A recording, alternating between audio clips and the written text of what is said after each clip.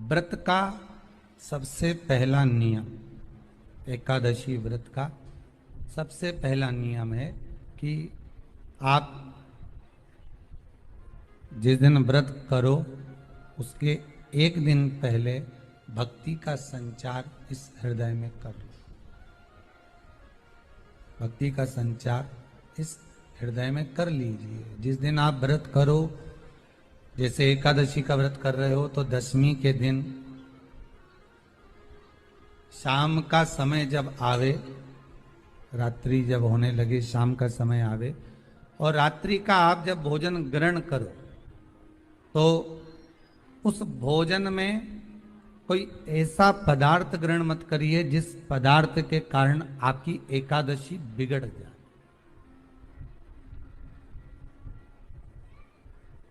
एकादशी का दूसरा नियम बहुत ध्यान से सुनिएगा। जिस दिन आपकी एकादशी का व्रत हो उस दिन प्रयास करिएगा कि अपने हाथ से किसी भी वृक्ष की कोई पत्ती टूटे ना। अपने हाथ से किसी भी वृक्ष की, पौधे की, किसी भी वृक्ष की पत्ती अपने हाथ से ना टूटे। बहुत ध्यान दीजिएगा महाराज। एकादशी का ये दूसरा नियम है कि अपने हाथ से किसी पौधे की, किसी वृक्ष की, किसी डाली की कोई पत्ती टूटे ना, कोई पत्ती ना टूटे, इसका प्रयास करिए।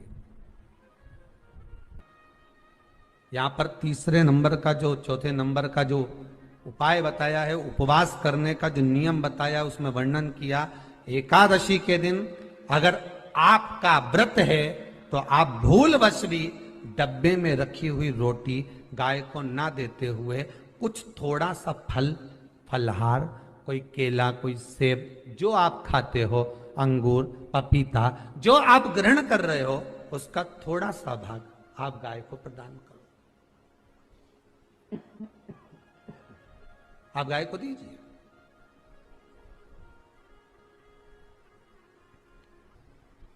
रोटी ही दी है, डब्बे में से निकाल के ले गई, गाय आई है, रोटी देना, देव मना नहीं। बाकी के दिन आप आपके बेटे से कह दो रोटी दिया बेटा जा, पर आप अपने हाथों से, आपका व्रत है तो आप फलाहार आप कर रहे हो तो फलाहार का ही दान गौ माता को दीजिए।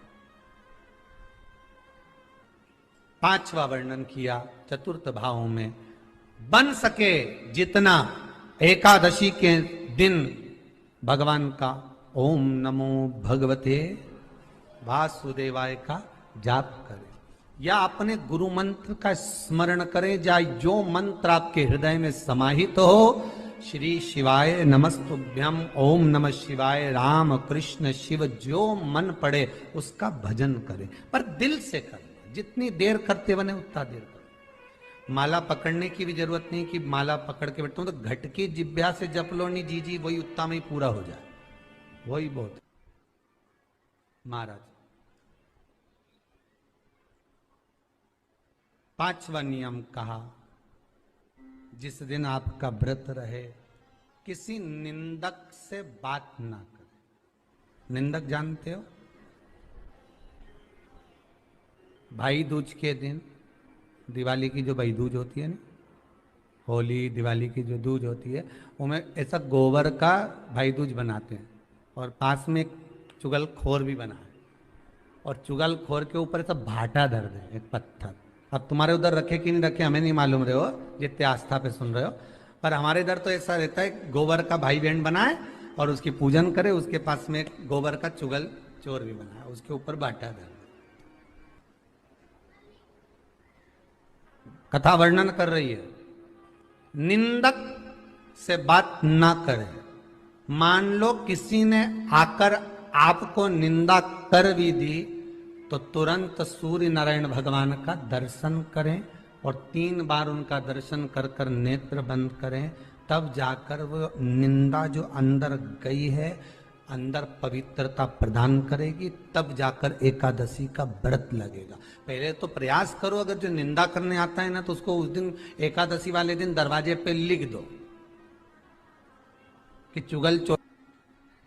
फिर कहा जीव की हत्या ना करे। अगला नियम है, अपने द्वारा जीव की हत्या ना हो, प्रयास करना किसी को कष्ट ना दिया।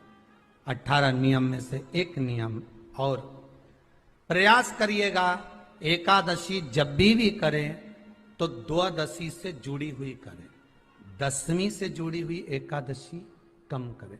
जो वैष्णवों की एकादशी कौन सी होती है? जो एकादशी द्वादशी से जुड़ी हो, दसवीं से नहीं।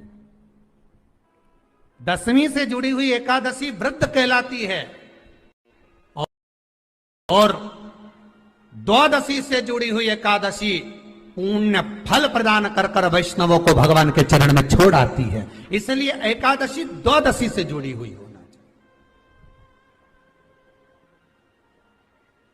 वैष्णव एकादशी। फिर अगला वर्णन किया गया। महाराज शास्त्र कहता है, अगला वर्णन जो किया गया उसमें बताया, प्रयास करें जिस दिन एकादशी हो उस दिन घर में बुआरी झाड़ू आदि जो लगती है वो दूसरा लगा ले। क्यों? उसका वर्णन है, अगर आप बुआरी लगाएंगे, झाड़ू लगाएंगे, पोछा लगाएंगे तो हो सकता है कोई जीव आपके हाथ के द्वारा मर जाए। अब एक बार ये कथा हमने काशी में कह दी थी। क्या करोगे? सारे व्रतों में केवल एक व्रत ऐसा होता है एकादशी का जिसका उद्यापन पहली एकादशी पर भी कर सकते हो।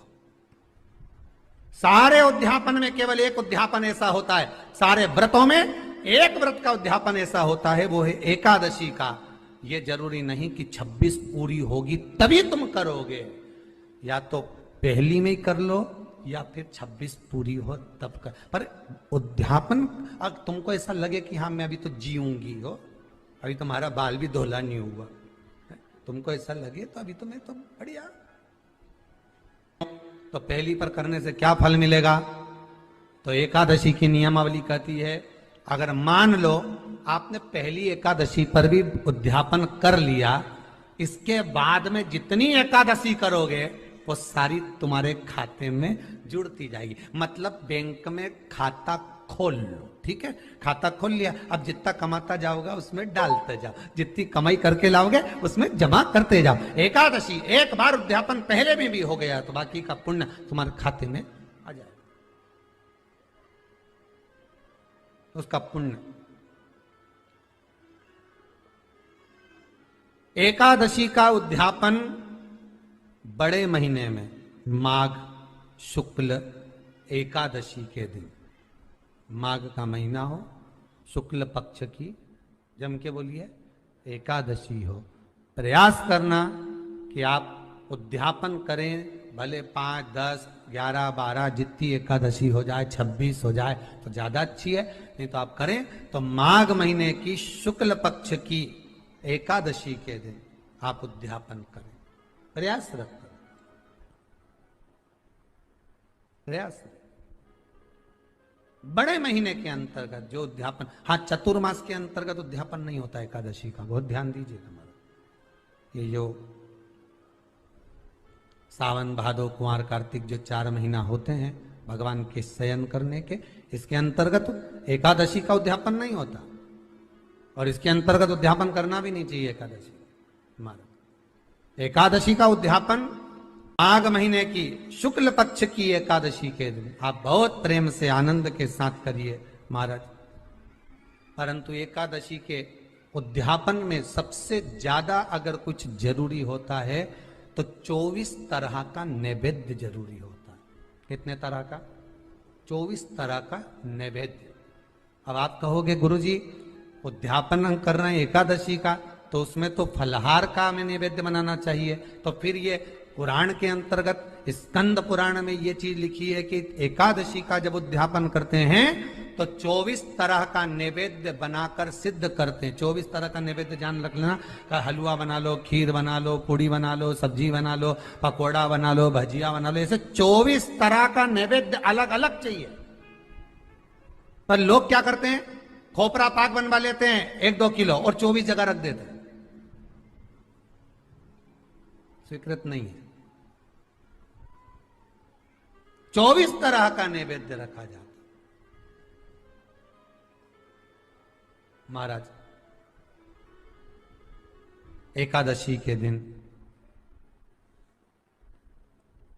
भगवान का पूजन का पूरी तैयारी कर कर मंडल आदि बनवाकर विद्वान ब्राह्मण को बुलाकर कर्मकांडी ब्राह्मण को बुलाकर जो भगवत सेवा में एकादशी का उद्यापन कराए उन ब्राह्मण के चरणों को नमन कर कर प्रणाम कर कर एकादशी का पूजन करवाइए और उस मंडल की पूजन कराकर हवन द्वादशी को कराइए। एकादशी को हवन नहीं, एकादशी के उद्यापन का जो हवन होता है वो द्वादशी को।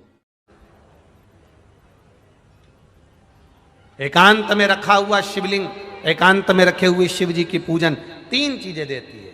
पहला, हमारी उम्र बढ़ाती है। दूसरा, बड़ी बीमारी शरीर में एकांत का शिवलिंग कभी नहीं आने देता। और तीसरा, हमारे जीवन में कभी वैभव की, सत्ता की और लक्ष्मी की कमी नहीं आने देता। ये एकांतेश्वर